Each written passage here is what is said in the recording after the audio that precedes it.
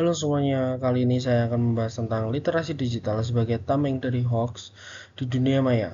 Langsung saja kita mulai.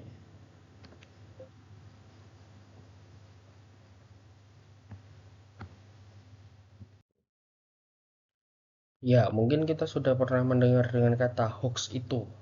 Menurut kita, menurut saya, apa sih hoax itu? Hoax adalah informasi bohong atau palsu yang disebarkan dengan sengaja untuk menipu, menyesatkan ataupun memengaruhi opini masyarakat dengan cara memutarbalikkan fakta hingga tampak seolah-olah benar. Hoax dapat berupa berita, gambar, video, ataupun narasi yang kebenarannya tidak bisa diverifikasi dan seringkali bertujuan untuk menciptakan kebingungan, kecemasan, ataupun konflik di masyarakat. Hoax berbeda dengan rumor atau kabar burung karena biasanya dibuat secara terencana dan terstruktur agar tampak meyakinkan. Berikut adalah ciri-cirinya. Yang pertama adalah judul dan isi provokatif. Hoax sering menggunakan judul, kata pengantar, dan isi yang provokatif, bombastis, ataupun berlebihan agar menarik perhatian pembaca. Biasanya, informasi ini disajikan dengan huruf kapital, huruf tebal, banyak tanda seru, dan bahasa yang menimbulkan kecemasan ataupun kemarahan. Yang kedua, sumber tidak jelas dan tidak kredibel. Informasi hoax umumnya tidak mencantumkan sumber yang jelas, penulis anonim, ataupun memakai nama merek institusi ternama untuk meyakinkan pembaca. Seringkali, sumber berita hanya berupa blog pribadi, pesan berantai, atau media yang tidak kredibel. Yang ketiga, mengandung pesan sepihak atau menyerang. Hoax cenderung berat sebelah, menyerang dan atau menyudutkan pihak tertentu tanpa analis berimbang, bahkan kadang didorong kepentingan politik, ideologi, ataupun fanatisme kelompok tertentu. Yang keempat, konten yang telah disalin berulang kali. Struktur pesan hoax menunjukkan banyak penyalinan atau copy paste sehingga ciri-cirinya mudah dikenali seperti format yang sama persis tetapi beredar di berbagai grup ataupun media sosial. Yang kelima, menimbulkan emosi negatif di masyarakat. Hoax biasanya bertujuan menimbulkan kecemasan, ketakutan, permusuhan, ataupun kebencian, baik dalam lingkup kecil maupun besar, sehingga dampaknya cukup merusak relasi sosial. Berikut dampak yang ditimbulkan. Yang pertama, menimbulkan kecemasan dan kepanikan publik, serta menciptakan kebingungan dan keresahan di masyarakat. Yang kedua, hubungan antar individu dan kelompok memicu konflik dan pemusuhan, bahkan perpecahan sosial, terutama jika hoax mengandung isu sara ataupun politik. Yang ketiga, menurunkan kepercayaan terhadap media, pemerintah, dan institusi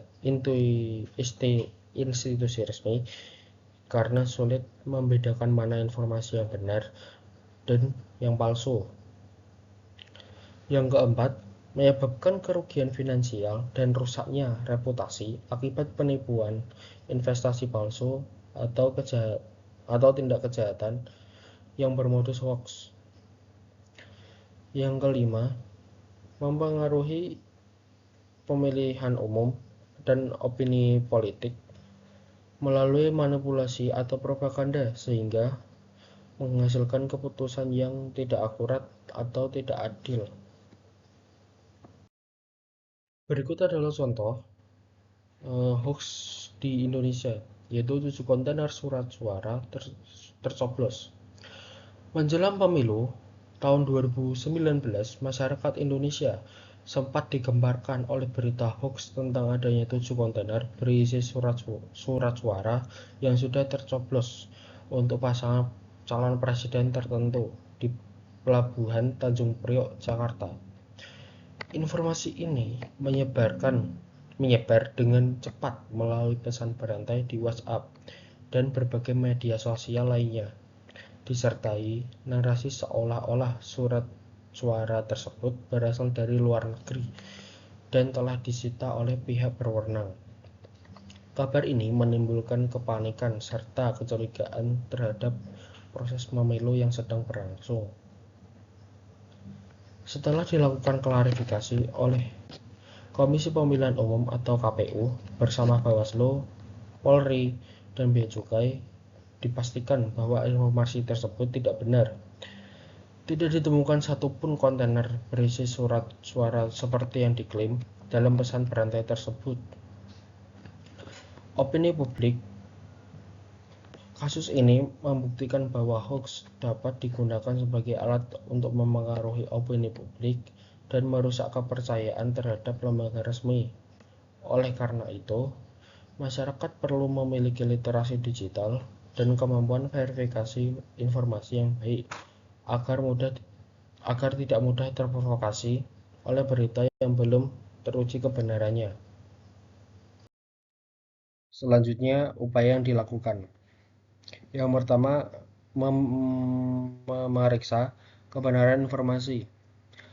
Selalu cek dan verifikasi fakta serta sumber sebelum membagikannya. Misalnya dengan menggunakan situs cek fakta atau mencari klarifikasi ke media lain yang terpercaya.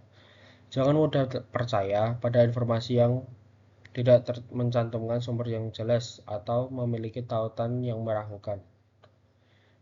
Kedua, meningkatkan literasi digital. Tingkatkan literasi digital media dan kemampuan berpikir kritis agar mampu mengenali ciri-ciri hoax serta memilah mana informasi yang valid dan tidak. Ikuti pelatihan seminar atau edukasi terkait literasi informasi dan digital untuk meningkatkan kewaspadaan diri dan lingkungan sekitar.